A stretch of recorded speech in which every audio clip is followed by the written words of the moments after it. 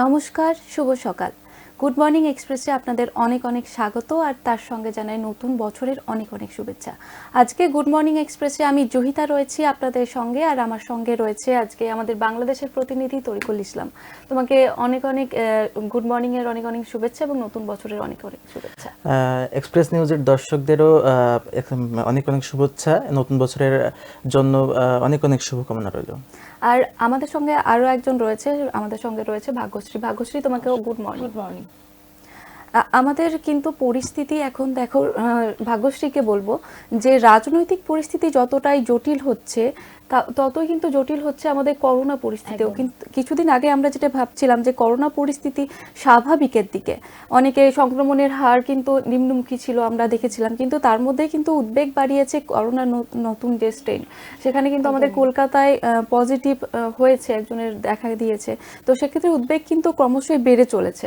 তো সেক্ষেত্রে আমি তরিকুলের কাছে জানতে চাইবো যে বাংলাদেশের এখন করোনা পরিস্থিতি কিরকম? আসলে বাংলাদেশের বর্তমান করোনা পরিস্থিতি সেকেন্ড ওয়েভে দিনে দিনে একটু সংক্রমণ বৃদ্ধি পাচ্ছে। যেটি প্রথম স্টেপ ছিল, সেই সময়টা বাংলাদেশ সরকার যেভাবে পদক্ষেপ নিয়েছিল, সেই পদক্ষেপটা মাঝে অনেকটাই কমে আসছিল। এখন এই শীতের সময় সেকেন্ড ওয়েভে আবার কিন্তু এই করোনার প্রকোপটা বৃদ্ধি পাচ্ছে এবং সংক্রমণটা কি রকম? সংক্রমণের হারটা তুলনামূলকভাবে বাড়ছে। তো ভাগ্যশ্রী, তুমি কিন্তু দেখবে যে এদেশের সঙ্গে কিন্তু বাংলাদেশেরও কিন্তু একই রকম পরিস্থিতি, যে করোনা সংক্রমণের যে ভয়টা সেটা কিছুটা স্বাভাবিক হলেও আবারও কিন্তু উদ্বেগ কিন্তু ক্রমশই বেড়ে চলেছে। একদমই যেহেতু তুমি যেটা বলছিলে, আনলক 1 যেটা করেছিল আমাদের সরকার, তো তারপর থেকে কিন্তু মানুষ কোনোভাবে একটু শিথিল হয়েছিল, ভেবেছিল হয়তো করোনাটা সত্যি অনেকটা শিথিল হয়ে পড়েছে বা স্বাভাবিক জীবনযাপন কিন্তু আবার শুরু হতে চলেছিল। বছরের শুরুতেই কিন্তু আমরা আবার খবর পেয়েছি যে করোনার নতুন আরও একটি স্টেপ উঠে এসছে, যার ফলে আরও সংক্রমণ তাড়াতাড়ি বৃদ্ধি পাচ্ছে। তো সেক্ষেত্রে কিন্তু সরকারি বিধিনিষেধ এখন মানুষ অনেকটাই মানছে না। রাস্তাঘাটে বেরোলে পরে কিন্তু আমরা দেখতে পাচ্ছি অনেকেই এখন মাস্কটা একটু ইগনোর করছে, এখন স্যানিটাইজার অনেকেই এখন ব্যবহার করছে না। তো সেক্ষেত্রে দেখা যাচ্ছে যেটা আরো সংক্রমণ কিন্তু বৃদ্ধি হচ্ছে দিনে দিনে, যত দিন যাচ্ছে তত কিন্তু আরো এই সংক্রমণটা বৃদ্ধি হচ্ছে। বা আমরা ভেবেছিলাম যে শিথিল হয়ে গেছে বা করোনা হয়তো অনেক মানুষের সংক্রমণ হয়ে গেছে, মানুষ মারাও গেছেন অনেকে, তো তারপরে হয়তো এখন কিছুটা শিথিল হচ্ছে, কিন্তু সেটা এখনো হয়নি। আমাদের ভুল ধারণা ছিল, তারপরেও কিন্তু আমরা আরো সংক্রমণের বৃদ্ধি দেখতে পাচ্ছি। এবং পাশাপাশি ভাগ্যশ্রী, আরো একটা বিষয় বলবো তোমাকে, যেটা এখন যে সমস্ত এই মরশুমে তোমার অনেকে পিকনিকে যাচ্ছে, যার জন্য কিন্তু জনসমাগম সেটা কিন্তু হচ্ছে। তার পাশাপাশি যে মেলাগুলো রয়েছে ছোটখাটো বা যে বড় মেলাগুলো হয়ে থাকে সেখানেও কিন্তু মেলাগুলো হচ্ছে, যার ফলে কিন্তু এই সংক্রমণের জন্য কিন্তু ভাবাচ্ছে। বিশেষ করে আমি তরিকুলের কাছে যাব, এক্ষেত্রে আমাদের দুর্গাপুরে কিন্তু জানুয়ারির 1 তারিখ থেকে একটা কল্পতরু মেলা শুরু হয়েছে। তো সেক্ষেত্রে আমি বলবো যে তোমাদের বাংলাদেশে কি কি জনপ্রিয় মেলাগুলো রয়েছে এবং কি এবারে সেই মেলাগুলো কি হচ্ছে আদেও, বা কি রকম বিধিনিষেধ মেনে চলছে? আসলে জয়িতা, আমি বলবো যে বাংলাদেশের যে মেলাগুলা, বিশেষ করে পহেলা বৈশাখ আর এই নববর্ষেও কিন্তু অনেক উৎসবে পালন করা হয়, কিন্তু এই করোনাকালীন সময়ে কিন্তু বাংলাদেশ সরকারের পক্ষ থেকে কিন্তু বিভিন্ন পদক্ষেপ গ্রহণ করা হয়েছিল, যেটা মানে গত বছরের মতো অ্যাভেলেবল ছিল না আর কি। তো মেলাগুলোর ভিতরে আমাদের আগামী ফেব্রুয়ারি মাসে বাংলাদেশের সাতক্ষীরাতে অনেক বড় একটা মেলা হয়, খান বাহাদুর আহসানুল্লাহ রহমতুল্লাহের একটা মৃত্যুবার্ষিকী উপলক্ষে মেলা হয় সেখানে। তো সেখানে হাজার হাজার মানুষের সমাগম হয়, কিন্তু সেই মেলাটা কিন্তু স্বাস্থ্যবিধি মেনেই কিন্তু এবার পালিত হবার জন্য ইতিপূর্বে প্রস্তুতি নিয়েছে। সেটা কিন্তু স্বাস্থ্যবিধি মেনে এবং খুব স্বল্প পরিসরে, এবং সেখানে স্যানিটাইজারের ব্যবস্থাও করা হবে, এবং যাতে কোন মানুষ নিজ নিজ দূরত্ব নিশ্চিত করতে পারে, বজায় রাখে, সেদিকেও খেয়াল রেখে কিন্তু এই মেলাটা পরিচালনা করা হবে। সে বিষয়ে কিন্তু একাধিকবার সেখানে মিটিংও করা হয়েছে মেলা কমিটির পক্ষ থেকে। তো আমাদের বাংলাদেশের বর্তমান যে মেলাগুলো বলো আর কোনো অনুষ্ঠান খুবই মানে ডিস্টেন্সের ভিতরেই করা হচ্ছে এবং স্বাস্থ্যবিধি মেনেই করা হচ্ছে। আমি এক্ষেত্রে বলবো ভাগ্যশ্রী, তুমি কিন্তু দেখবে যে আমাদের যে এখানেও যে মেলাগুলো হচ্ছে সেখানে কিন্তু প্রশাসনের তরফ থেকে কিন্তু যথেষ্ট তোমার সতর্কতা বার্তা যেটা দেওয়া হয় সেটা কিন্তু দেওয়া হচ্ছে, এবং যে বিধিনিষেধ রয়েছে স্বাস্থ্যবিধি যেগুলো সেগুলো কিন্তু সবকিছু আরোপ করা হয়েছে। কিন্তু প্রশ্ন হচ্ছে যে এই মেলা, এই ধরনের মেলাগুলো ঘিরে কিন্তু সাধারণ মানুষের একটা আবেগ জড়িয়ে থাকে। তো সেক্ষেত্রে সেই আবেগে ভেসে গিয়ে তারা কতটা সেই স্বাস্থ্যবিধি মেনে চলতে পারে, বা সামাজিক দূরত্ব যেটা মেনটেন করতে হয় সেই সামাজিক দূরত্ব কতটা মেনটেন করতে পারছে, এটা কিন্তু একটা প্রশ্ন থাকছে ভাগ্যশ্রী। আরো একটা জিনিস জয়িতা যেটা লক্ষ্য করার বিষয় সেটা হচ্ছে আগামীকাল আমাদের অনুষ্ঠান করতে গিয়ে আমাদের সামনে উঠে এসেছিল যে অনেক মানুষ কিন্তু এই পিকনিক বলো বা পার্কে যে যাচ্ছে, জনসমাগম হচ্ছে, জনস্রোত যেখানে হচ্ছে সেখানে গিয়ে কিন্তু ঢোকার আগে অবধি মাস্ক পরছে, পার্কে ঢুকে যাওয়ার পর বা এলাকায় ঢুকে যাওয়ার পরে কিন্তু তারা মাস্কটা খুলে দিচ্ছে। তো সেক্ষেত্রে জয়িতা দেখো একটা বড় ধরনের কিন্তু সমস্যা সৃষ্টি হতেই পারে। সেক্ষেত্রে তারা কিন্তু ভিতরে গিয়ে আর মাস্কটা পরছে না, যার ফলে কি আরো সংক্রমণ দ্রুত হচ্ছে, যার ফলে আরো বৃদ্ধি পাচ্ছে জয়িতা। এবং পাশাপাশি ভাগ্যশ্রী আরো একটা কথা বলবো, তুমি যখন বললে যে মাস্ক না পরার কথাটা, তখন সেক্ষেত্রে দেখা যাচ্ছে রাস্তাঘাটে যে সমস্ত সকলকে দেখা যাচ্ছে সাধারণ মানুষের বেশিরভাগের মুখে কিন্তু মাস্ক থাকছে না। তার পাশাপাশি তুমি বলতে পারো যে কোনো ধরনের শপিং মল বলো বা যেখানে মাস্ক ছাড়া মাস্ক বাধ্যতামূলক, মাস্ক ছাড়া অ্যালাউ নয়, তো সেই সমস্ত জায়গাগুলোতে শুধুমাত্র দেখা যাচ্ছে মানুষের মুখে মাস্ক। তো এক্ষেত্রে আমি তরিকুলের কাছে জানতে চাইবো যে বাংলাদেশের মানুষ এই স্বাস্থ্যবিধিটা কতটা মানছে? আসলে মানুষ তো স্বাভাবিকভাবে স্বাস্থ্যবিধি মানার জন্য তাদেরকে বারবারই কিন্তু বলা হচ্ছে যে তারা স্বাস্থ্যবিধি মেনে বের হতে, মাস্ক ব্যবহারে নিশ্চিত, এবং no mask no service. Bangladesh সরকার এমনই একটা প্রতিবদ্ধ চালু করেছে যেখানে মাস্ক নেই সেখানে কোনো সার্ভিস নেই, মাস্ক ছাড়া কোনো অফিসে সার্ভিস দেওয়া বন্ধ। তো সেই ক্ষেত্রে আমাদের বাংলাদেশে আমরা দেখতে পাই, অফিসে গেলে দেখতে পাই আসলেই সত্য, যদিও সাধারণ মানুষ রাস্তাঘাটে যদিও মাস্ক ছাড়াও যদি টুকটাক চলাফেরা করে, তো সেই জায়গা থেকে কিন্তু যখন আমরা কোনো অফিসে কোনো সার্ভিস নিতে যাই তখন যদি দেখে যে মাস্ক আমাদের পরা নেই, তো সেক্ষেত্রে আমাদের কিন্তু সার্ভিস দেয় না।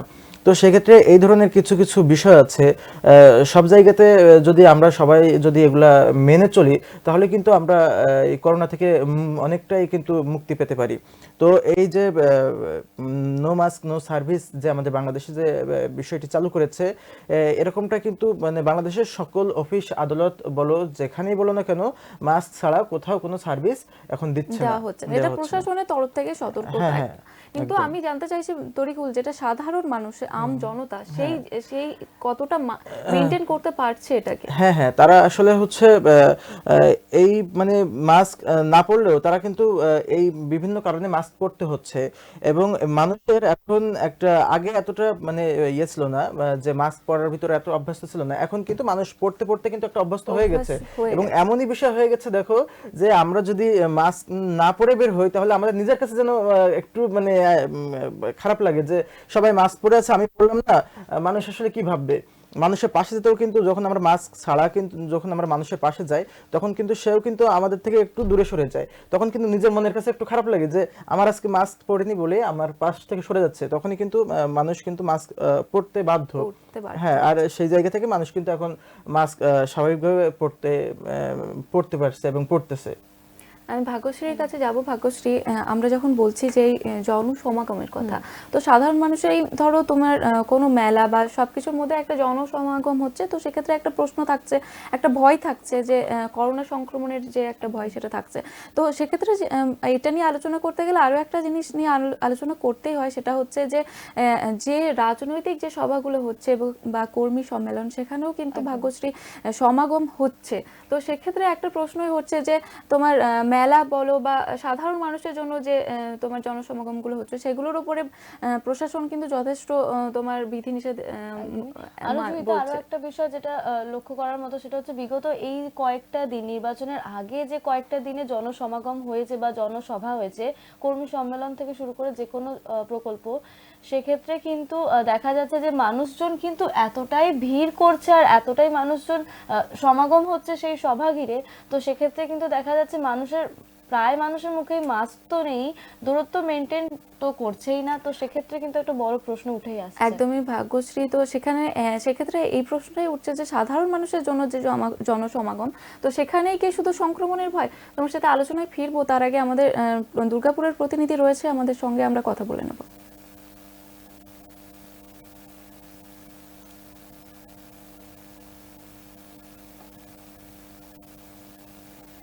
কিছু একটা সমস্যার জন্য যোগাযোগ বিচ্ছিন্ন হয়ে গেছে, যেটা আলোচনা করছিলাম ভাগ্যশ্রী, যেটা যে শুধুমাত্র সাধারণ মানুষ যে সমাগম করছে সেখানেই কি সংক্রমণের ভয়, এটা কিন্তু একটা প্রশ্ন উঠছে সবার মনের মধ্যে। আরো একটা বিষয় দেখবে যে এই যে করোনার এখন যে লক্ষণগুলো কিন্তু বোঝা যাচ্ছে না, মানুষ এখন ধরতে পারছে না, 14-15 দিন তো মোটামুটি ধরাই যাচ্ছে না যে কিভাবে হচ্ছে বা কিছু। তো সেক্ষেত্রে দেখো মাস্ক ছাড়া যখন সেই মানুষটা বেরোচ্ছে, তো সে নিজেও হয়তো জানে না যে তার সত্যি করোনা হয়েছে।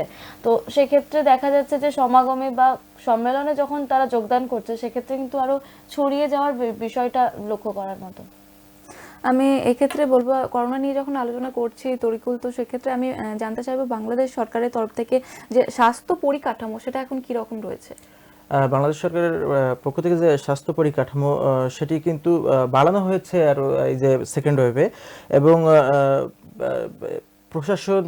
প্রশাসনকে নির্দেশনা দেওয়া হয়েছে তারা যাতে কোনোভাবেই সাধারণ মানুষ মাস্ক ছাড়া না বের হতে পারে, এবং মাস্ক ছাড়া কিন্তু বের হলে কিন্তু বাংলাদেশ সরকারের পক্ষ থেকে কিন্তু মানে ধরে জরিমানা করা হচ্ছে, ভ্রাম্যমাণ আদালতের মাধ্যমে তাকে জরিমানা করা হচ্ছে। তো সেই ক্ষেত্রে কিন্তু পরিকাঠামোটা কিন্তু অনেকটাই বৃদ্ধি পেয়েছে আর কি। সাধারণ মানুষও কিন্তু ভয়েও কিন্তু অনেকটাই মাস্ক ব্যবহার করতেছে, যে আসলে আমি যদি মাস্ক ছাড়া বের হই তাহলে আমাকে হয়তো বা জরিমানা করতে পারে প্রশাসন থেকে। এবং যে সমস্ত রোগীরা তোমার করোনা সংক্রমিত হচ্ছে তাদের জন্য কি কি পরিষেবা দেওয়া হচ্ছে প্রশাসনের তরফ থেকে, কি কোনো সুযোগ সুবিধা? আসলে প্রশাসনের পক্ষ থেকে তেমন কোনো সুযোগ দেওয়া হচ্ছে না, তবে চিকিৎসা ক্ষেত্রে তাদের যে পরিমাণ খরচ হচ্ছে সেখান থেকে অনেকটা মানে চিকিৎসা বাবদ অর্থ কমিয়ে নেওয়া হচ্ছে। এবং বাংলাদেশ সরকারের পক্ষ থেকে বিভিন্ন সরকারি হসপিটালগুলোতে কিন্তু দেখা যাচ্ছে যে সার্ভিসগুলা, স্বাস্থ্য সেবাগুলা কিন্তু খুবই সহজভাবে পাওয়া যাচ্ছে আর কি। আমাদের সাথে এই মুহূর্তে আমাদের দুর্গাপুরের প্রতিনিধি রয়েছে, আমরা কথা বলে নেব তার সাথে। শুভ সকাল। সকাল।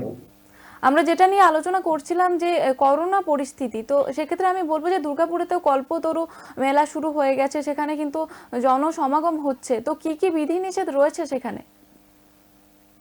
বিধিনিষেধ তত সরকারিভাবে নির্দেশ দিলেও প্রচুর মানুষের ঢল কাল থেকে নেমেছে। যেমন আমরা শুধু কল্পতরু মেলা বলবো কেন, পার্কগুলোতে, শপিং মল, হোটেলগুলো এবং পিকনিক স্পটগুলো, বিভিন্ন জায়গায় মানুষের যে ঢল, তাতে দেখা যাচ্ছে এক শ্রেণীর মানুষ মাস্ক তো ব্যবহার করেনই না, কিছু মানুষ ব্যবহার করে, কিন্তু মানুষের আবেগ, এই আবেগটাকে তারা ভুলে মাস্ক পরাটাই ভুলে গেছে। মেলার ক্ষেত্রে সেটা দেখলাম, কাল কল্পতরু প্রথম মেলা শুরু হবার প্রথম দিন উদ্বোধনের আগেই প্রচুর লাইন পড়ে গেছে মেলায় প্রবেশ করার জন্য।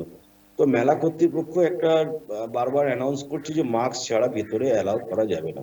তো তারা মাস্ক, যারা অনেকে পরে আসেনি তাদেরকে মাস্কও বিতরণ করেছে, কিন্তু ব্যাপারটা হচ্ছে কত বিতরণ করবে? এত মানুষ আসছে, অনেকে মাস্ক ছাড়াই চলে আসছে, এবং ছোট ছোট বাচ্চারাও রয়েছে, দাদা দেখলাম মাস্ক নেই। তো মেলা ঢোকার ক্ষেত্রে হয়তো মাস্কটা ব্যবহার করছে, না না ঢুকতে দেবে না, মেলা কর্তৃপক্ষ দিচ্ছে, কিন্তু বেরিয়ে গেলে আবার সে দেখছি মাস্ক খুলে দিচ্ছে। এই যে ব্যাপারটা মানুষের মনে, যে জানি না কেন কিছু মানুষের সচেতন হয়েছে, কিন্তু কিছু মানুষ কিছুতে এটা মানতে পারছে না যে মাস্ক পরতে হবে, স্যানিটাইজ করতে হবে হাতে, এটা কিছুতেই মানতে পারছে না। কিন্তু যে মৃত্যু হার যে কমে গেছে সেও নয়, এই রোগে সংক্রমণ এখনো ছড়াচ্ছে, তাতেও মানুষ সচেতন হয়নি। সরকার পদক্ষেপ নিয়েছে অনেক কিছুর, প্রশাসন থেকে বলা হচ্ছে বারবার, স্বাস্থ্য দপ্তর থেকে বলা হচ্ছে, কিন্তু মানুষ, কিছু মানুষ আছে তারা কোনো কথাই শুনছে না, তারা বিনা মাস্কেই বিভিন্ন বাজারেও আমরা দেখছি ঘুরে বেড়াচ্ছে। মাস্কটা যেন, মাস্ক কেউ যদি বলে মাস্কটা তুমি পরনি কেন, মানে তাকে যেন অনেক অনেক অপরাধ করলো, তাকে মাস্ক পরতে বলা হচ্ছে বলে, এরকম একটা মানুষের ধারণা। মাস্কটা কেন মাস্ক পরবো, মাস্ক পরে কি হবে? এই যে ব্যাপারটা, এখনো মানুষ যে কবে সচেতন হবে জানি না। তবে গতকালের ঢল আমরা যেভাবে দেখলাম, বিভিন্ন শপিং মল থেকে আরম্ভ করে পার্ক এবং পিকনিক, ব্যারেজের পিকনিক স্পট এবং হোটেলগুলোতে হই হট্টগোল, নাচ গান, মানুষের ভিড়, সেখানে বহু মানুষের মাস্ক নেই। মানে যদি কোনো জায়গায় যদি 1000 মানুষ প্রবেশ করেছে, দেখা যাচ্ছে 500 মানুষ তাদের মাস্ক ব্যবহার করেছে, 500 বেশি হয়তো মানুষ দেখা যাবে, অনেক ক্ষেত্রে দেখা গেছে যে ব্যবহার করেনি। তো এই ব্যাপারটা প্রশাসন বারবার বললো, মানুষ যদি সচেতন না হয় তাহলে আর কি করে। পুলিশ প্রশাসন তো বারবার বলছে, মানে গতকাল প্রচুর পুলিশ মোতায়েন ছিল, এবং 31শে ডিসেম্বরও প্রচুর পুলিশ বিভিন্ন মলের, হোটেলের বিভিন্ন জায়গায় প্রচুর পুলিশ ছিল। কিন্তু প্রশাসন থেকে বলা সত্ত্বেও প্রশাসন কত দেখবে এত মানুষ, তারা যদি সচেতন না হয়। শ্রেয়া।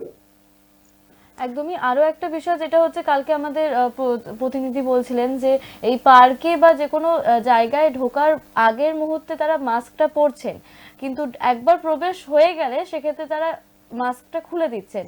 তো সত্যি আপনি যেটা বলছিলেন যে সচেতন যদি মানুষ না হন, তো সেক্ষেত্রে তো একটা বড় ধরনের সমস্যার সম্মুখীন হতেই পারে। তো আরো একটা বিষয় যেটা জানতে চাইবো, যে এই যে ভিড়টা হচ্ছে মেলা ঘিরে, বা এই বর্ষের প্রথমেই যে বছরের প্রথম দিন থেকে যে ভিড়টা হচ্ছে বলছেন, তো সেক্ষেত্রে যখন প্রশাসন দেখছে যে এরকম সিচুয়েশন হচ্ছে বা এরকম মানুষজন পড়ছেন না বা তারা একটু এড়িয়ে যাচ্ছেন, তো তারপরেও কি প্রশাসন কোনো পদক্ষেপ নিচ্ছেন? না, সেই ক্ষেত্রে আমাদের এখানে যদি একটা কোনো সরকারি আইন থাকতো বা কোনো ফাইন থাকতো, যেমন হেলমেট না পরলে, হাতে লাইসেন্স না থাকলে গাড়ি চালাচ্ছে তাদেরকে একটা ফাইন করা হয়, যেমন স্পটে ট্রাফিক করে। আমার মনে হয় এরকম যদি কোনো ব্যবস্থা থাকতো, স্পট ফাইন, তাহলে হয়তো মানুষ ভয় খেত। কিন্তু এত মানুষ, প্রশাসন কত বলবে? আর প্রশাসন বলার সাথে সাথে হয়তো কেউ পকেট থেকে বার করে মাস্কটা পরে নিল, আবার বেরিয়ে যাওয়ার পর, চলে যাওয়ার পর মাস্কটা খুলে দিল। তো এই যে ব্যাপারটা হচ্ছে, এইটা একটা সরকারে কোনো একটা আইন আনতে হবে বা কোনো একটা পদক্ষেপ নিতে হবে, যেটা ফাইন না করলে, অর্থ যদি খরচা না হয় আমার পকেট থেকে, তাহলে আমি শুধরাবো না। এই ব্যাপারটা যতক্ষণ না হচ্ছে, যে ফাইনের ব্যবস্থা না থাকলে, কিছু ফাইন করলে তো মানুষ সচেতন হবে না, বা ভয় আমাকে করতে হবে, না হয়তো আমার 100 টাকা মাস্ক, 5 টাকার একটা মাস্কের দাম 10 টাকা দাম, সেটা যদি না পড়ি আমার 100 টাকার ফাইন হবে। এরকম যদি একটা মানুষের মনে আতঙ্ক আসে, ভয় পায়, তবেই এটা সম্ভব। মানে এত মানুষকে প্রশাসন মাইকিং করে বলে বোঝাতে পারছে না, তাহলে আর কবে বুঝবে তারা? একদম। একদমই। একমাত্র সেক্ষেত্রে আমি উপায় বলবো রনু তোমার কাছে, যে লকডাউন পর্বে বলো বা আনলক ওয়ানে যেটা ছিল পুলিশের কড়াকড়ি, প্রশাসনের কড়াকড়ি, তো সেক্ষেত্রে কিন্তু তুমি যেটা বললে যে ফাইনের কথা, তো সেক্ষেত্রে জরিমানার কথা কিন্তু প্রথমের ওই সময়টাতে ছিল। তো সেক্ষেত্রে এখন যেহেতু পরিস্থিতি অনেকটাই স্বাভাবিকের দিকে যাচ্ছিল, সেই জন্য কি প্রশাসনের তরফ থেকে এই শিথিলতা? হ্যাঁ, কিছুটা স্বাভাবিক হওয়ার জন্য, শিথিল হওয়ার জন্যই প্রশাসন সেভাবে অতটা মানে বল প্রয়োগ বা প্রচারও অতটা যতটা সেই সময় ছিল লকডাউন সময়কাল, ততটা করেনি বা করছে না। তারা অনেকটা কমে এসছে। কিন্তু কমে এলেও আমরা তো দেখতে পাচ্ছি, তার মধ্যেও প্রতি সোনাকা হাসপাতালে প্রতিদিনই একজন দুজন করে মারা যাচ্ছে। এবারে মানুষ যতটা আগে যে ব্যাপারটা নিয়েছিল, এই করোনা করোনা ব্যাপারটা, এটা মানুষের এই হতে পারে, মানুষ ঠিক, এখন তো দেখা যাচ্ছে অনেক মানুষ সুস্থ হয়ে এলেও তার আগের স্বাভাবিক ক্ষমতাটা ফিরে পাচ্ছে না। তো মানুষের যে একটা আতঙ্ক বা ভয় ছিল, সেই ভয়টা কেমন যেন কেটে গেছে। এখন মনে হচ্ছে যেন করোনা বলে কিছুই নেই। কিন্তু এইটা সংবাদ মাধ্যম প্রচুর প্রচুর দেখিয়েছে সেই সময়, যে করোনা কি ভয়ঙ্কর দৃশ্য। কিন্তু সংবাদ মাধ্যমে এখন সেটা অতটা দেখাও না, বা সেই ব্যাপারে খবর প্রচারও হয় না। কিন্তু প্রশাসনও অনেকটা শিথিল, যেহেতু অনেকটাই কমে এসেছে। কিন্তু তার মধ্যেও আবার দেখা দিচ্ছে আবার একটা বিদেশি যে করোনা করোনা সংক্রমণ নতুন স্ট্রেন স্ট্রেন। এসছে। হ্যাঁ, নতুন। তো এই যে ব্যাপারগুলো, এই ব্যাপারটা জানি না, সরকারি তো বর্ষবরণ হলো এই নতুন বছরে, নতুন ভাইরাস বলতে পারি, আর বিদেশ থেকে যেটা এলো, এটা নিয়ে হয়তো প্রশাসনের পদক্ষেপ নিতে বাধ্য হবে। কেন, গতকাল এবং তার আগের দিনও রাত্রে এবং দুটো দিনই যেভাবে মানুষের ঢল, এবং মানুষকে দেখলো কিভাবে মাস্ক বা স্বাস্থ্যবিধি মেনে চলছে, এটা মহকুমা শাসকও আমাকে বললো যে আমরা তো বলেছি, বারবার বলছি যে স্বাস্থ্যবিধি মেনে চলতে, সোশ্যাল ডিস্টেন্স মেনে চলতে, এটা আমরা বারবার অনুরোধ করছি, এটা মহকুমা শাসকও বললেন। কিন্তু এইবারে মনে হয় হয়তো প্রশাসন আরো কড়া পদক্ষেপ নেবে, যে পড়তেই হবে, নাহলে কোনো একটা আইনি ব্যবস্থা নেবে। একদমই, তোমাকে অনেক ধন্যবাদ রনু, এতক্ষণ আমাদের সঙ্গে থাকার জন্য। যেটা আলোচনা করছিলাম ভাগ্যশ্রী, সেটা কিন্তু দেখা যাচ্ছে যে মানুষ কিন্তু এখনো সচেতন নয়, যে এবং যতটা সচেতন ছিল তোমার লকডাউন পর্বে এবং আনলক যখন 1-2 ছিল, তখন কিন্তু মানুষ যতটুকু সচেতন ছিল এখন কিন্তু সেই সচেতনতার বিন্দু মাত্র দেখা যাচ্ছে না। তো সেক্ষেত্রে আমি তরিকুলের কাছে যাব, তরিকুলের কাছে জানতে চাইবো যে সেই বাংলাদেশের মানুষকে যেটা লকডাউন চলাকালীন যেটা ছিল, যে সতর্কতাটা ছিল, সেক্ষেত্রে কি এখনো কি সেই ততটাই সতর্ক রয়েছে? আসলে দেখো, আমি আগেও বলেছি তোমাকে যে লকডাউনের আগে, লকডাউনের সময় প্রথম স্টেপে যে করোনা ভাইরাস দেখা দিল, তখন যে লকডাউন ছিল, তখন তো মানুষকে জোর করে মানে সতর্ক করা হতো এক প্রকার। কিন্তু এখন কিন্তু মানুষ স্বাভাবিকভাবেই কিন্তু আমাদের বাংলাদেশে দেখা যায় যে মানুষ স্বাভাবিকভাবে কিন্তু নিজেদের সংক্রমণ থেকে রক্ষা করতে, নিজেদের রক্ষা করতে তারা কিন্তু স্বাভাবিকভাবে মাস্ক ব্যবহার করছে। কেন করছে? আমি যখন কারো পাশে যাচ্ছি, তখন আমার যদি মাস্ক না থাকে, সে কিন্তু সরে যাচ্ছে। তো সেই ক্ষেত্রে মানুষ এই বিষয়গুলোর দিক দিয়ে কিন্তু যথেষ্ট সচেতন আমরা দেখতে পাচ্ছি বাংলাদেশের মানুষ। আর সচেতনতাও কিন্তু একটা, বর্তমান বলতে গেলে যে স্মার্টনেস যে বিষয়টা, আর যদি আমরা সচেতনতা না করি, তাহলে মানুষ কিন্তু অনেকটাই কিন্তু ভাবে যে আসলে আনস্মার্ট একজন। তো সেই ক্ষেত্রে কিন্তু আমরাই সচেতনতাটাকে কিন্তু একটা স্মার্টনেসের ভিতরে ধরে নিয়েছে এখন। তো সেই জায়গা থেকে কিন্তু আমরা সচেতন যেসব যারা যারা সচেতন নাগরিক, তারা কিন্তু নিজের জায়গা থেকে কিন্তু মানে মাস্ক বলো, স্যানিটাইজেশন বলো, নিজেদের ভিতরে দূরত্ব বলো, এইটা কিন্তু মেনটেন করে চলছে স্বাভাবিকভাবে। একদমই ভাগ্যশ্রী, তার পাশাপাশি আমরা যেটা নিয়ে আলোচনা করছিলাম যে যে সমস্ত রাজনৈতিক সভাগুলো হচ্ছে বা কর্মী সম্মেলন, সেই সমস্ত রাজনৈতিক সভাগুলোতে কিন্তু প্রচুর মানুষের ভিড়, যেটা তুমি বলছিলে, যে এবং তাদের বেশিরভাগের মুখেই কিন্তু মাস্ক থাকছে না। তো সেক্ষেত্রে মানুষকে কিন্তু এই সমস্ত রাজনৈতিক সভা থেকেও কিন্তু সংক্রমণের ভয় কিন্তু একটা থাকছে। আমি আগেও বলছিলাম যে পাওয়া মানে বুঝতে পারছে না যে সত্যি তার হয়েছে কিনা করোনা। তো সেক্ষেত্রে কিন্তু একটা বড় প্রশ্ন থেকেই যাচ্ছে যে আমি যদি নিজেই না জানি যে আমার করোনা হয়েছে, তো আমি নিজেকে কিভাবে মানে ঘরবন্দি বা গৃহবন্দি বা কোয়ারেন্টাইনে রাখবো? আমি নিজেও তো বুঝতে পারছি না যে আমার করোনা হয়েছে। তো সেক্ষেত্রে দেখা যাচ্ছে সেই মানুষটি চলে যাচ্ছে বাজার ঘাট করতে বা কিছু শপিং মল, তুমি যেটা জয়িতা বলছিলে, বা যে কোনো বাজারে যাচ্ছে। তো সেক্ষেত্রে দেখা যাচ্ছে সেখানেও সংক্রমণের হার বৃদ্ধি হচ্ছে। তো এইভাবে কিন্তু চেইন ওয়াইজ হয়েই যাচ্ছে সংক্রমণটা। একদমই ভাগ্যশ্রী, তোমার সাথে আলোচনায় ফিরবো, তার আগে এই মুহূর্তে আমাদের সঙ্গে রয়েছে আমাদের মালদার প্রতিনিধি সব্যসাচী মণ্ডল। আমরা কথা বলে নেব। Good morning Sabyasachi. তোমাকে প্রথমেই যেটা জানতে চাইবো, যে আমরা যেটা নিয়ে আলোচনা করছিলাম যে করোনা পরিস্থিতি, তো সেক্ষেত্রে এই 25শে ডিসেম্বর বলো বা তোমার 31 ডিসেম্বর বা 1 জানুয়ারি, তো সেক্ষেত্রে এই সমস্ত দিনগুলো ঘিরে মানুষের মধ্যে কিন্তু একটা জনসমাগম কিন্তু দেখা যাচ্ছিল, একটা মানুষের ঢল দেখা যাচ্ছে। তো সেক্ষেত্রে মানুষের মধ্যে সচেতনতা কতটা লক্ষ্য করা যাচ্ছে সেই সমস্ত জায়গাগুলো থেকে? দেখো, বিগত মার্চ মাস থেকে দীর্ঘ যে টানা লকডাউন, এরপরে কিন্তু মালদা জেলার বিভিন্ন যে পর্যটন কেন্দ্র, সেই পর্যটন কেন্দ্রগুলিকে বন্ধ করে দেওয়া হয় প্রশাসনিকভাবে। গেটে তালা মেরে দেওয়া হয়, যে বিভিন্ন পর্যটকরা আসলে তাদেরকে কিন্তু ফিরিয়ে দেওয়া হয়। যার ফলে তারা কিন্তু একটা আশা থাকে যে এই 25শে ডিসেম্বরের দিন কিংবা নতুন বছরে এই পর্যটন কেন্দ্রগুলিতে তারা ঘুরতে আসবেন, পরিবারের সাথে সকলের সাথে ঘুরতে আসবেন এবং সময়টাকে উপভোগ করবেন। এই নতুন বছরের বেশ কিছুদিন আগে যখন সমস্ত দিক থেকে প্রশাসনিক ভাবে এই আইনি জটিলতা কেটে গিয়ে নতুন ভাবে স্বাভাবিক ছন্দে ফিরতে শুরু করে, জনজীবন খুলে দেওয়া হয় পর্যটন কেন্দ্রগুলির দ্বারা। ঠিক সেই মুহূর্তে 25শে ডিসেম্বরে যে ছবিটা দেখা গেল, ঠিক তেমন কিন্তু বছরের প্রথম দিনটাতে মালদা জেলার বিভিন্ন পর্যটন কেন্দ্রগুলিতে কিন্তু উপচে পড়া ভিড়, এবং সেখানে একেবারেই করোনার যে সাবধানতা, যে স্বাস্থ্যবিধি রয়েছে, সেগুলোকে একদমই মানা হয়নি। কারণ সাধারণ মানুষকে বলা হচ্ছে সামাজিক দূরত্ব বজায় রাখতে, মাস্ক ব্যবহার করতে, স্যানিটাইজার ব্যবহার করতে। কারণ রাজ্য সরকারের পক্ষ থেকে যেটা জানানো হচ্ছে যে আপনাদের সুরক্ষাই মূল আপনাদের কাছে, সেক্ষেত্রে প্রশাসন আপনাকে ঘরবন্দি করিয়ে বা আপনাকে বেঁধে রেখে কিছু করতে পারবে না। আপনি যদি সচেতন না হন তাহলে আর দুজন মানুষ সচেতন হতে পারবে না। কিন্তু তার একদমই উল্টো চিত্র কিন্তু কালকে দেখা গেল মালদা জেলা জুড়ে। কারণ প্রতিটি পর্যটন কেন্দ্রে যে বহু সংখ্যক মানুষ ভিড় করেছেন তাদের অধিকাংশই সিংহভাগ মানুষ মাস্ক ছাড়া এই পর্যটন কেন্দ্রগুলিতে আসছেন, এবং তারা সপরিবারে এই যে পর্যটন কেন্দ্রগুলিতে আসছেন তারা মাস্ক ছাড়া। তাদেরকে যখন জিজ্ঞাসা করা হচ্ছে আপনারা কেন মাস্ক ব্যবহার করছেন না, তখন তাদের মনে একটাই বক্তব্য যে করোনা প্রায় চলে গেছে, ঠিক আছে, এই পরিস্থিতিতে বছরের নতুন দিনটাকে উপভোগ করতে এসেছি। কিন্তু এই যে করোনার যে স্বাস্থ্যবিধি সেগুলো কিন্তু তারা মানতে চাইছে না, কারণ তাদের মনে একটা ধারণা হয়ে গেছে করোনা হয়তো চলে গেছে। রাজ্যে নতুন করে যে করোনার ট্রেন এসছে সেই সম্পর্কে কিন্তু অনেকেই অবগত নন, এবং প্রশাসনিক ভাবে গতকাল যেটা দেখা গেল প্রশাসনিক ভাবে মৌখিক ভাবে যে সাধারণ মানুষকে প্রচার করা হলেও যে আপনারা মাস্ক পরুন, মাস্ক পরে সামাজিক দূরত্ব বজায় রাখুন, কিন্তু বাস্তবে কিন্তু তা কার্যকর হয়নি।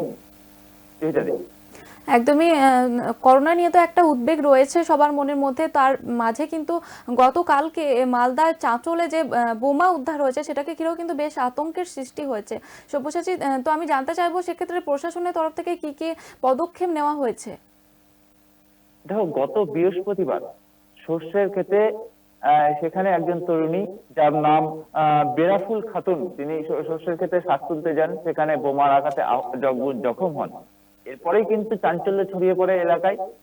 স্থানীয় বাসিন্দা রবিউল ইসলাম তিনি যেটা দাবি জানাচ্ছিলেন যে এলাকায় গতকাল রাতে অর্থাৎ বুধবার রাতে বোমা বিস্ফোরণ নাকি করে দুষ্কৃতীরা। এরপরে একটা ফেলে রাখা বোমাতে এই তরুণী গুরুতর জখম হন।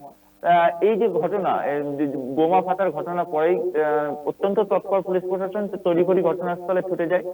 চাঁচল থানার বিশাল পুলিশ বাহিনী, চাঁচল থানার আইসি সুকুমার ঘোষের নেতৃত্বে চাঁচল থানার বিশাল পুলিশ বাহিনী সহ চাঁচলের যে এসডিপিও রয়েছেন তিনিও ঘটনাস্থলে ছুটে যান। ঘটনাস্থলে নিয়ে আসা হয় সিআইডির একটা বোম স্কোয়াড টিম। গোটা এই যে বিস্ফোরণের পর কিন্তু গোটা এলাকা চিরুনি তল্লাশি চালানো হয় পুলিশের পক্ষ থেকে এবং বোম স্কোয়াডের যৌথ উদ্যোগে। এরপরেই কিন্তু চাঞ্চল্যকর তথ্য পুলিশের ছবিতে উঠে আসে, কারণ যেটা দেখা যাচ্ছে যে স্থানীয় এক বাসিন্দা তফিজুদ্দিন শেখ তার বাড়ি থেকে প্রায় 7 জার তার শৌচাগারে মজুত করা ছিল, প্লাস্টিকের জার ভর্তি 7 জার বোমা সেখানে মজুত করা ছিল। পুলিশের অনুমান আনুমানিক 200 থেকে 250 বোমা সেখানে মজুত থাকতে পারে। এরপরে কিন্তু এলাকায় চাঞ্চল্য ছড়িয়ে পড়ে যে এলাকায় এত বোমা কি করে এলো, কিংবা কার সাথেই বা এই বোমাগুলো যে আসছে কোন চক্র জড়িত আছে এর সাথে। এই নিয়ে কিন্তু এলাকায় যথেষ্ট চাঞ্চল্য ছড়িয়ে পড়ে। কিন্তু পুলিশের যে তল্লাশি অভিযান সেই তল্লাশি অভিযান চলতেই থাকে। যে 200 বোমা উদ্ধার করা হয়, সিআইডি বোম স্কোয়াড টিম ঘটনাস্থলে গিয়ে বৃহস্পতিবার রাতেই সেই বোমগুলিকে নিষ্ক্রিয় করে ফেলে। এরপরে কিন্তু আরো তৎপর হয়ে ওঠে পুলিশ প্রশাসন। বিভিন্ন ওই এলাকায় চাঁচলের জালালপুর এলাকায় আরো এলাকার তল্লাশি শুরু করে। গতকালের যে 7 জার বোমা মজুত হয়েছে তারপরে গতকাল রাতে ফের সর্ষের ক্ষেত থেকে আবার 2 জার বোমা উদ্ধার হয়েছে, তাজা বোমা। যে বোমাগুলি হয়তো পুলিশের অনুমান যে যখন গ্রামের বিভিন্ন বাড়িতে তল্লাশি চালাচ্ছিল পুলিশ, হয়তো কেউ ভয়ে সেই জারগুলিকে সর্ষের ক্ষেতে ফেলে রেখে গেছে। সেখান থেকে পুলিশ যখন বোমাগুলিকে উদ্ধার করে যে ঘটনা জানাজানি হতে স্থানীয় বাসিন্দাদের মধ্যে একটা আতঙ্ক ছড়ায়। যদিও পুলিশ এই যে বোমাগুলি উদ্ধার হয়েছে সেই বোমাগুলিকে নিষ্ক্রিয় করে ফেলেছে, কিন্তু ঘটনা হচ্ছে যে পুলিশের কাছে যেটা দাবি, যে এলাকাবাসীরা যে দাবি রেখেছেন যে আমরা এলাকায় শান্তি চাই, কারণ এলাকায় যথেষ্ট আতঙ্ক ছড়িয়ে পড়েছে। কারণ প্রতিটা মুহূর্তে যেরকম দফায় দফায় বোমাগুলি উদ্ধার হচ্ছে তাতে স্বাভাবিকভাবে মানুষের মনে আতঙ্ক, এবং সেই আতঙ্ক কিন্তু ক্রমশ বৃদ্ধি পাচ্ছে। যে তফিজুদ্দিন শেখ যার বাড়ি থেকে এই বোমাগুলি উদ্ধার হলো, পুলিশ দেখছে পুরো ঘটনা নিয়ে তদন্ত নেমেছে, কোথা থেকে এলো, কারাই বা এই চক্রে জড়িত, তা এই বোমাগুলি বা কি জন্য মজুত করা হয়েছিল। এবং ওই ব্যক্তি যিনি তফিজুদ্দিন শেখ নামে যে ব্যক্তির বাড়ি থেকে বোমা উদ্ধার হয়, সেই ব্যক্তির বাড়ি থেকে সেই ব্যক্তি কোনো রাজনৈতিক জোট সাজাত হয়েছে কিনা, আসন্ন বিধানসভা নির্বাচনের সামনে রেখেই এই বোমাগুলি মজুত করা হচ্ছিল কিনা, বা কোনো হ্যালো, কাজকর্মের জন্য কোনো কাজের জন্য এই বোমাগুলি মজুত করা হচ্ছিল কিনা টোটাল পুরো ঘটনা নিয়ে তদন্তে রয়েছে পুলিশ। পুলিশের সূত্রে যেটা জানা যাচ্ছে খুব তাড়াতাড়ি এই রহস্যের উন্মোচন করা হবে। এটাই। একদমই সব্যসাচী, অনেক অনেক ধন্যবাদ তোমাকে এতক্ষণ আমাদের সঙ্গে থাকার জন্য। ভাগ্যশ্রী, তুমি তোমার সব্যসাচী যেটা বললো যে বোমা উদ্ধার হচ্ছে মালদায় পরপর, তোমার তো সেক্ষেত্রে একটা প্রশ্ন যেটা যে তোমার এই রাজনৈতিক যে সভাগুলো হচ্ছে বা এই নির্বাচনকে কেন্দ্র করে কি এত বোমা মজুত করা হয়েছিল, সেক্ষেত্রে কিন্তু একটা প্রশ্ন থাকছে। একদমই, তার মধ্যে যে এই যে সভাগুলো হচ্ছে এক্ষেত্রেও কিন্তু প্রাণহানির একটা ব্যাপার থাকতেই পারে, যে হয়তো সভাগুলোতে কোনো একটা নির্দিষ্ট দল বা কোনো একটা নির্দিষ্ট রাজনৈতিক মহলকে কেন্দ্র করে বোমাগুলো ফাটানো বা এরকম কিছু কিন্তু থাকতেই পারে। সত্যি সেখানে চাঞ্চল্যকর পরিস্থিতির একটা সৃষ্টি হয়েছে। একদমই। তো সেক্ষেত্রে আমি তরিকুলের কাছে যাব। তরিকুল, যে তুমি কিছুক্ষণ আগে যেটা বলছিলে যে যখন আলোচনা করছিলাম আমরা, তো তখন একটা তুমি বললে যে 2071 সালের যে বোমা, তো সেক্ষেত্রে বাংলাদেশের এয়ারপোর্ট থেকে সেই সমস্ত বোমা এখন উদ্ধার হচ্ছে, তো সেক্ষেত্রে কি পরিস্থিতি এখন?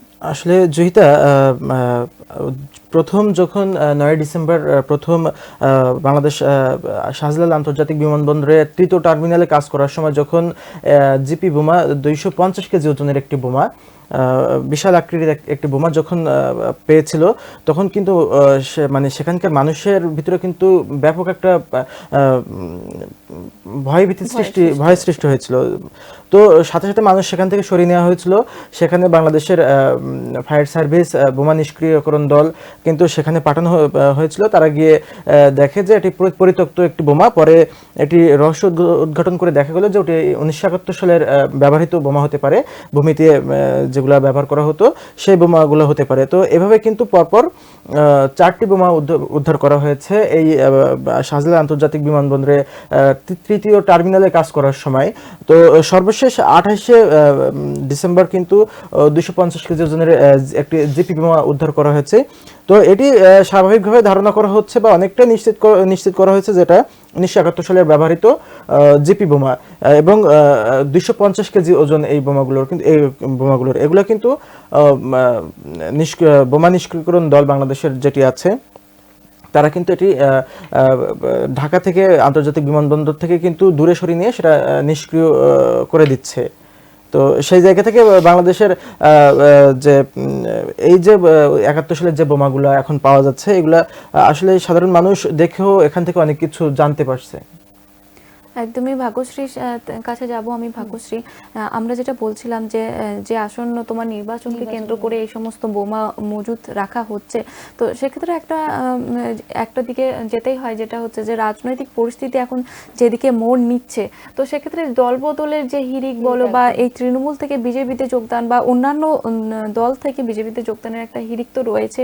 তার পাশাপাশি কিন্তু একটা এই সমস্ত বোমা উদ্ধার বা এই সমস্ত ঘিরে কিন্তু একটা জটিলতার সৃষ্টি হয়েছে। পরবর্তী ক্ষেত্রে যে রাজনৈতিক মহলটা হতে চলেছে, সেক্ষেত্রে কিন্তু আমাদের সাধারণ মানুষের ক্ষেত্রে কিন্তু বেশ একটা উত্তেজনামূলক একটা পরিস্থিতি সৃষ্টি হচ্ছে, যে সত্যি কোন দল তাদের পক্ষে সত্যি কার্যকরী বেছে নেওয়াটা, তারা কাকে নির্বাচন করবে, তো সেক্ষেত্রে কিন্তু একটা সাধারণ মানুষের মনের মধ্যেও কিন্তু একটা প্রশ্ন উঠছে।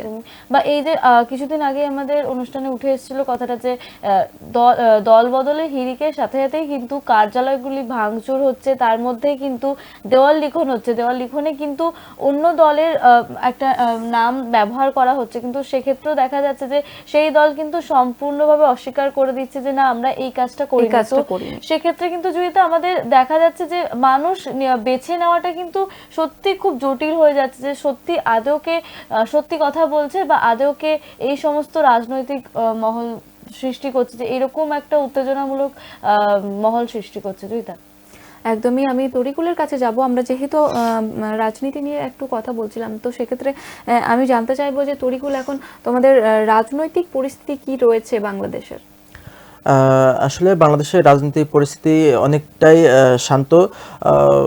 বাংলাদেশ সরকার, আওয়ামী লীগ সরকার এবং বিএনপি সরকার বলো, এখন কোনো প্রকার কোনো সভা সমাবেশ বা হরতাল কোনো কিছুই হচ্ছে না এই করোনাকালীন বন্ধে। এবং বাংলাদেশের পরিস্থিতি, সার্বিক পরিস্থিতি কিন্তু অনেকটাই শান্ত।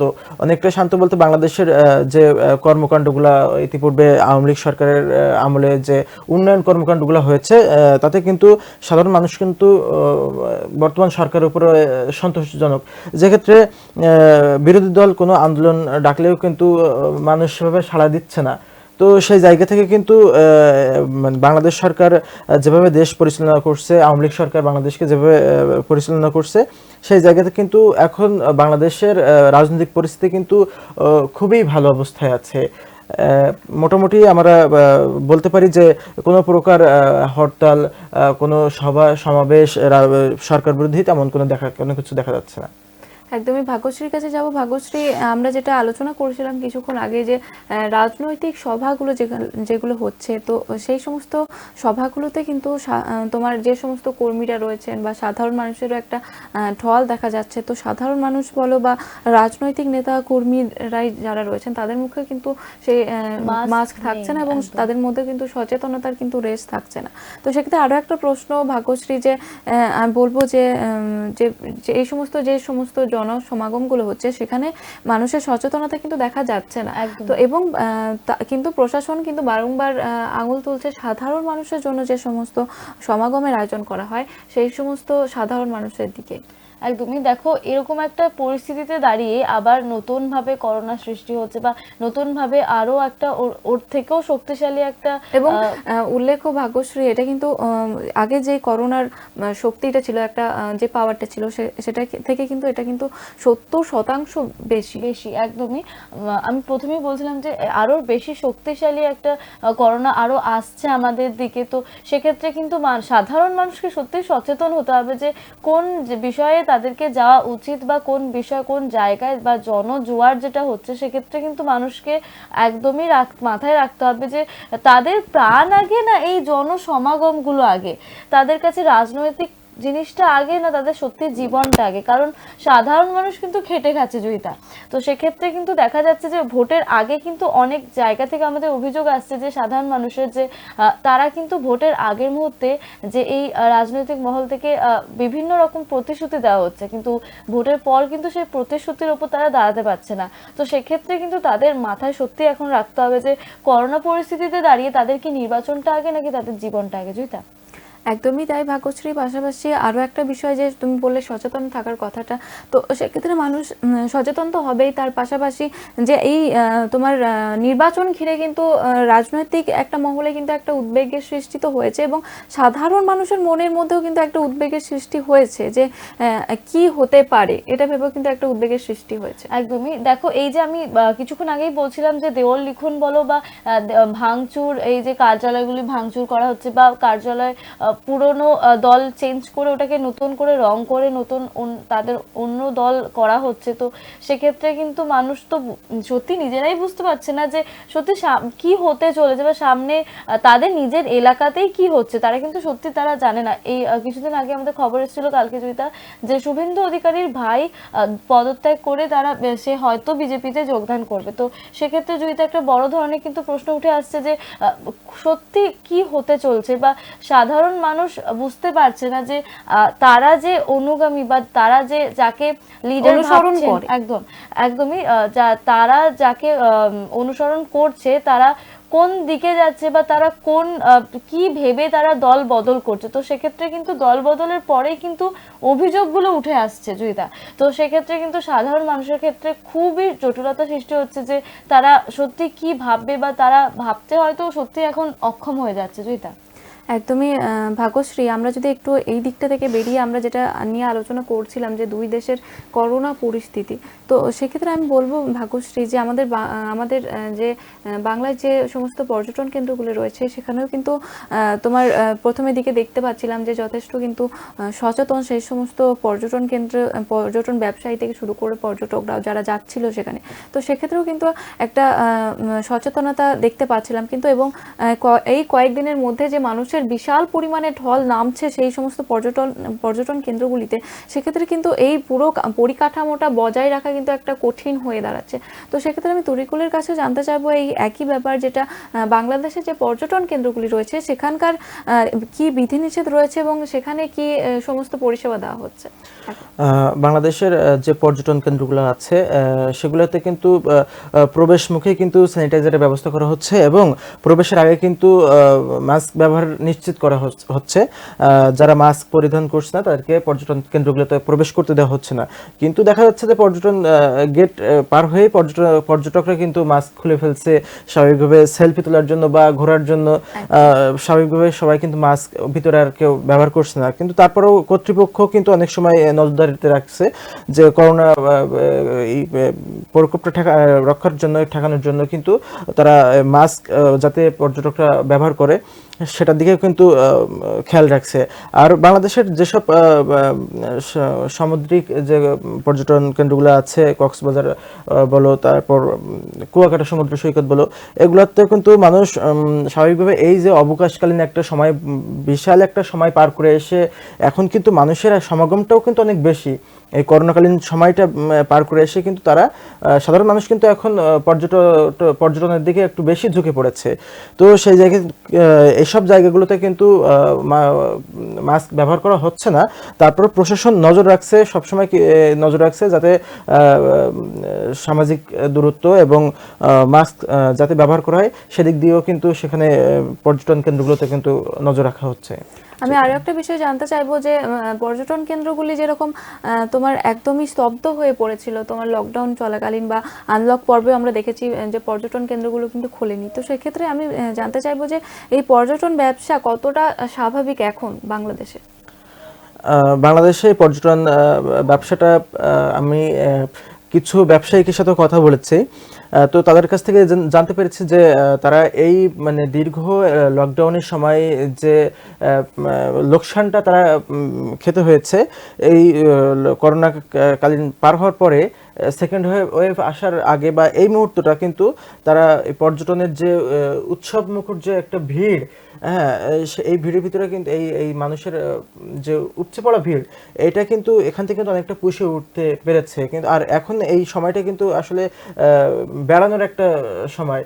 তো সাধারণ মানুষ কিন্তু মানে পর্যটন কেন্দ্রগুলোতে কিন্তু পরিবার নিয়ে, বন্ধু বান্ধব নিয়ে ঘুরতে যাচ্ছে। তো সেই জায়গা থেকে তাদের সাথে কথা বলেছি, তারা বললো যে অনেকটা আমরা এই যে লোকসান থেকে কাটিয়ে উঠতে পেরেছে এবং সামনের দিনগুলোতে যদি এরকম সামাজিক দূরত্ব, মাস্ক ব্যবহার করে যদি এভাবে মানুষ চলাফেরা করে তাহলে আমরা বিশাল একটা মানে পরিস্থিতি এখান থেকে আমরা কিন্তু কাটিয়ে উঠতে পারবো আর কি। একদমই সব মিলিয়ে বলা যেতেই পারে যে পর্যটন ব্যবসা যেরকম তোমার একদম তলানিতে ঠেকেছিল যে তাদের অর্থনৈতিক পরিস্থিতি, তো সেক্ষেত্রে তারা কিন্তু ধীরে ধীরে স্বাভাবিক হচ্ছে। কিন্তু একটাই সেক্ষেত্রে কিন্তু ভাগ্যশ্রী একটা প্রশ্ন থাকছে তাদের মনের মধ্যে, হয়তো একটা ভীতির সৃষ্টি হচ্ছে করোনার নতুন স্ট্রেন। তো সেক্ষেত্রে মানুষকে তো সচেতন থাকতেই হবে। ভাগ্যশ্রী, আমরা অনুষ্ঠানের একদম শেষ মুহূর্তে এসে গেছি, তো সেক্ষেত্রে সাধারণ মানুষকে কি বার্তা দেবে? একদমই, দেখো এই যে সব মিলিয়ে কিন্তু উৎসব এগুলো কিন্তু আমাদের বাঙালিদের 13 পার্বণে আমাদের হয়েই থাকে। তো সেক্ষেত্রে কিন্তু আমাদের দেখতে হবে যে সমস্ত কিছুই মানবেন, সমস্ত কিছুই করবেন, কিন্তু উৎসবের দিনগুলোতে কিন্তু আপনাদের এই তো আর কয়েকটা দিনেরই ব্যাপার, তারপর কিন্তু আস্তে আস্তে সত্যি ভ্যাকসিন আসতে চলেছে। তো সেক্ষেত্রে কিন্তু আমাদের দেখতে হবে যে ভ্যাকসিন একবার চলে এলে কিন্তু সেক্ষেত্রে আমাদের কোনো অসুবিধার সম্মুখীন হতে হবে না। তো আমরা এই কটা দিন যদি একটু নিজেদেরকে সচেতন করে, নিজেদেরকে ভালোবেসে, নিজেদের যত্ন নিয়ে যদি আমরা একটু স্যানিটাইজার ইউজ করি বা একটু নিজেদের স্যানিটাইজার ক্যারি করে নিয়ে যাই, তো সেক্ষেত্রে আমার মনে হয় যদি আমাদের কোনো অসুবিধা হবে না। তো আপনাদের ক্ষেত্রে আমার একটাই কথা বলার যে সমস্ত কিছুই আপনারা মেনে চলুন, সরকারি সমস্ত বিধিনিষেধ মেনে চলুন। করোনা তো ভ্যাকসিন আসা অবধি অন্তত আপনারা এই সমস্ত বিধিনিষেধ মেনে চলুন। একদমই ভাগ্যশ্রী, আমরা অনুষ্ঠানের একদম শেষ মুহূর্তে এসে গেছি। সকলের জন্য বলবো যে সুস্থ থাকুন, ভালো থাকুন, সতর্ক থাকুন। নমস্কার।